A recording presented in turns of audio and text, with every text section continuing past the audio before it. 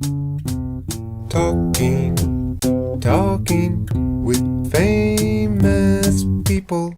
Hello and welcome back to Talking with Famous People. Thanks for joining us this evening as we continue our conversation with famous person Becky Porter. Tonight, she'll tell us what happened after we sent her son Antonio inside so that Becky could speak openly about his father. Talking with famous people. Alright, so you met his father. Yes. And he was a foreman on one of the ranches. Yes. And you guys started dating, or? Kinda, yeah. I was rather fresh off the breakup, probably maybe 2 months back. And I looked at this guy and thought, wow, he's a total 180 from the guy I was dating. Well, not in a really good way either. But you don't pick up on those things. When you say he was a 180, what was the guy previous like? A druggie. A druggie. Did not have his head on straight. Didn't have his priorities right. When I say that, he's just slacking off, barely making ends meet. I think it got to the point where he's kicked out where he lived. He lost his dog, lost his car, everything. What was his drug of choice? It started with cocaine and ended with meth. Then his father, though, is not the drug person. He will not touch anything, which is good. Okay. The thing is, I was 25 at the time, and I was 24, and he was 21. He was younger. Yes, he was a bit of a kid.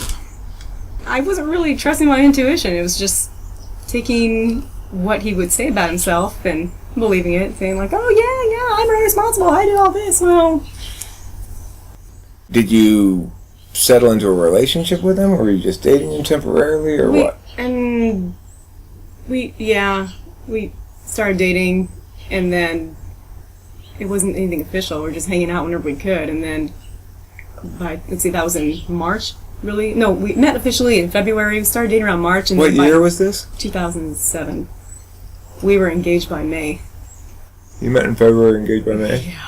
Hey, that was my first marriage too, man. Really? Yeah, it was a real quick turnaround like that too, and it didn't last for shit. I remember that part. So you were engaged quickly? Yes, and then we were married by August.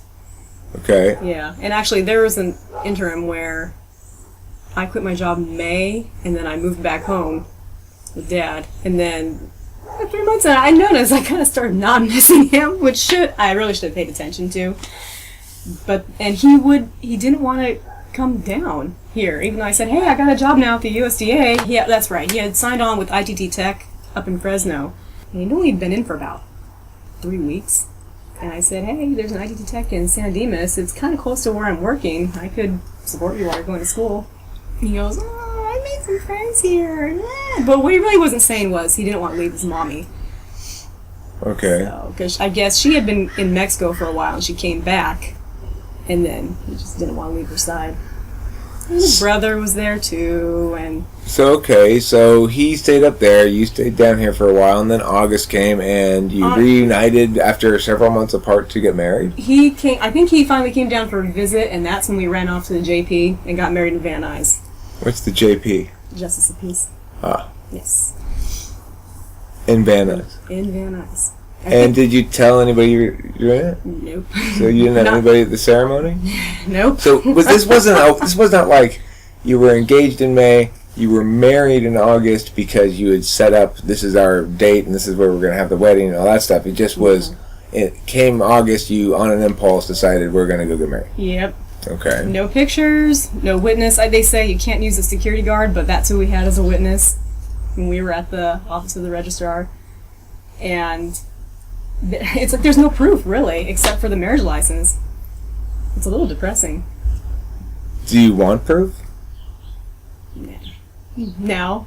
I wish I could go back and not do it. Okay, Say nothing about Antonio. So how long, I mean, this is the thing, Becky, is having been through this experience before, you do come out eventually not caring about the other adult at all, and realizing that it was a good deal, because you got your kid out of it. Talking. At that point, you were not pregnant yet? No. Okay. Oh, no. After you were married, how long did it take before you were pregnant? Oh, that was until the following March. So you were pregnant within less than a year. Yes. How was that first 7 months of that marriage prior to you getting pregnant? It was good until around January, February, and it just turned it. We were fighting. You're fighting a lot. We were, oh yeah. Some ugly truths came out. All on me. I had an affair when we were engaged because my gut was trying to tell me, don't get married. Now's not the time. How did that come out? I don't know. I just remember making food and he wasn't home and I just started sniffling about it going, I don't know why I was breaking down over it, and then he comes home and it just spilled out. You told him? I did. That was horrendous.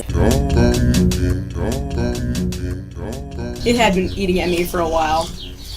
Part of me just wanted out. This is where you said it really turned to shit, is when you confessed that this had occurred. Yes. Understandably, it's going to turn to shit. Prior to that, it sounds as though you weren't entirely in love, thrilled, or anything. No. There's a part of me that didn't really like him as a person. I thought he's a nice guy, but Tell me more about it. He was. Now I can't say, because we keep our communication at a minimum. He was more arrogant, very overconfident. If anything, it was groundless arrogance. He was arrogant, huh? What's he arrogant about? Oh, just very proud of his heritage and like, oh yeah, I can fix a lot of things. Which he was mechanically inclined, which I liked. But in terms of some common sense, didn't really have it.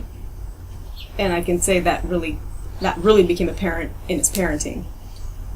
And he was possessive. I remember one time, I think it was around Christmas. So I was supposed to go to the coast and go visit one of my former roommates, and he practically cried because I was leaving. And I'm like, who cares? You're going to be working, or you're going to be doing your school thing. What are you crying about? He's like, I miss you. And I'm like, get over it. I was laughing about it then.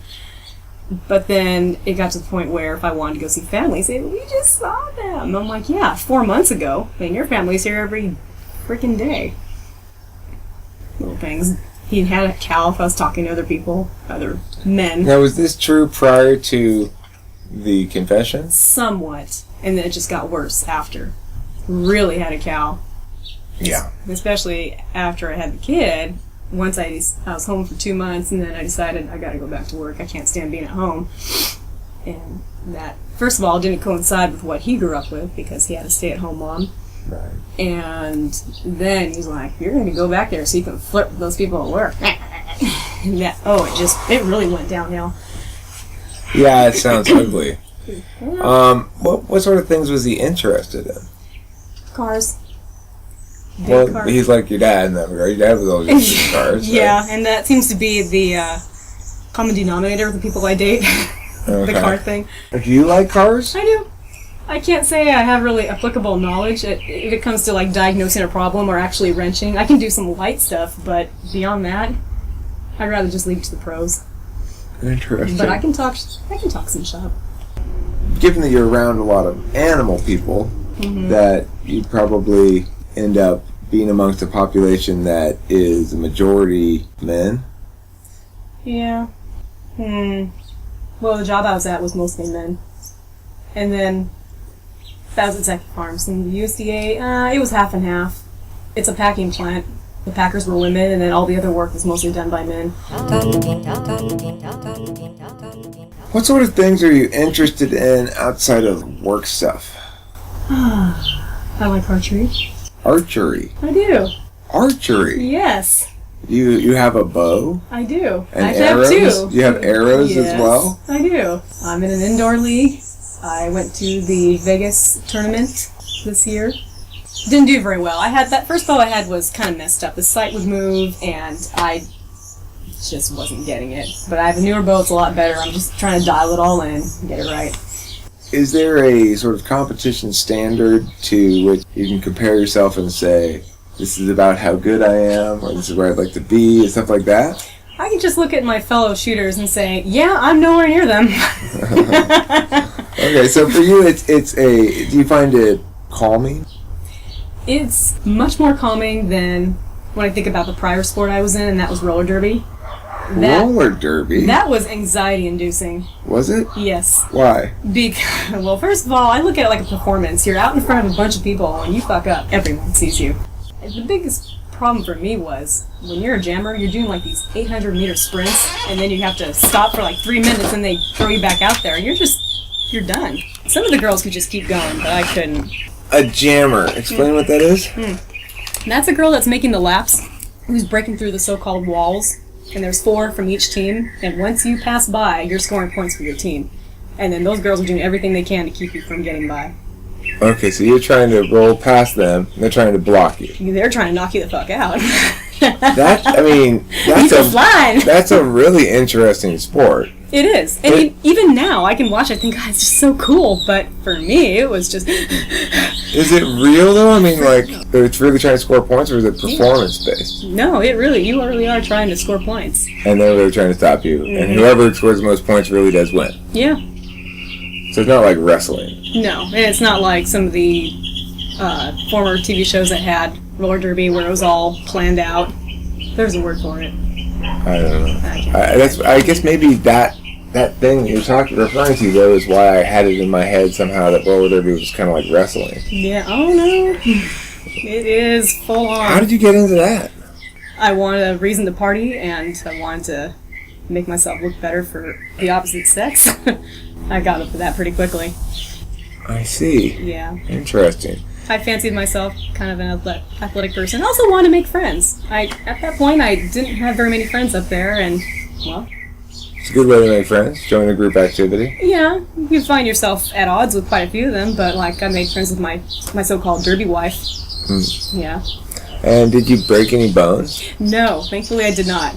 But I did manage to slap the rink really hard on the same place twice on my left hip. And what does that happen? Once was during practice, just bam! I think I was standing up too straight, and I lost my footing. And does it hurt? Yes. Is that the point of it? That's what I was trying to get at. What's the impact there?